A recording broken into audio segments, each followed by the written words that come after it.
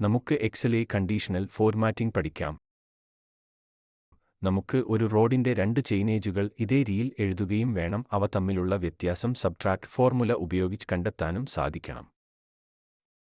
നമ്മൾ സാധാരണ രീതിയിൽ ചെയ്യുമ്പോൾ ആ രണ്ട് ചെയിനേജുകൾ ഇങ്ങനെ എഴുതുന്നു. പക്ഷേ അവക്കിടയിലുള്ള ദൂരം കണ്ടുപിടിക്കാൻ ശ്രമിക്കുമ്പോൾ ഇതുപോലെ വാല്യൂ എറർ ലഭിക്കുന്നു. അതിനു കാരണം നമ്മൾ രണ്ട് ടെക്സ്റ്റ് വാല്യൂകളെയാണ് സബ്ട്രാക്ട് ചെയ്യുവാൻ ശ്രമിക്കുന്നത്. ഇത് മറികടക്കുവാനായി നമുക്ക് കണ്ടീഷണൽ ഫോർമാറ്റിംഗ് ഉപയോഗിക്കാം.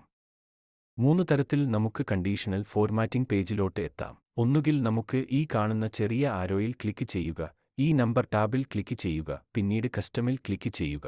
അല്ലെങ്കിൽ ഈ സെല്ലിൽ റൈറ്റ് ക്ലിക്ക് ചെയ്ത് ഫോർമാറ്റ് സെൽസ് ക്ലിക്ക് ചെയ്തു കസ്റ്റമിൽ ക്ലിക്ക് ചെയ്യുക. മൂന്നാമതായി കൺട്രോൾ കീ അമർത്തി പിടിച്ചുകൊണ്ട് വൺ കീ അമർത്തുക, പിന്നീട് കസ്റ്റമിൽ ക്ലിക്ക് ചെയ്യുക. ഇവിടെ ഡബിൾ കോട്ട്സിനുള്ളിൽ CH: ഡബിൾ കോട്ട്സിന് വെളിയിലായി 0 ബാക്ക്വേഡ്/ഫോർവേഡ്/ അതിനുശേഷം 3 സീറോകൾ ടൈപ്പ് ചെയ്യുക. ഇപ്പോൾ തന്നെ നമുക്ക് ആവശ്യമായ ഫോർമാറ്റിൽ അത് ലഭിച്ചു കഴിഞ്ഞു. ഓകെ ബട്ടണിൽ ക്ലിക്ക് ചെയ്യുക. ഈ സെൽ സെലക്ട് ചെയ്തതിനു ശേഷം ഫോർമാറ്റ് പെയിന്റ് ബട്ടണിൽ ക്ലിക്ക് ചെയ്യുക. നമുക്ക് ഏതു സെല്ലിലോട്ട് ആണോ ആ ഫോർമാറ്റ് വേണ്ടത് അതിൽ ക്ലിക്ക് ചെയ്യുക. ഇനി നമുക്ക് ആ ചെയിനേജുകൾ തമ്മിലുള്ള ദൂരം ഇതുപോലെ കണ്ടെത്താൻ സാധിക്കും.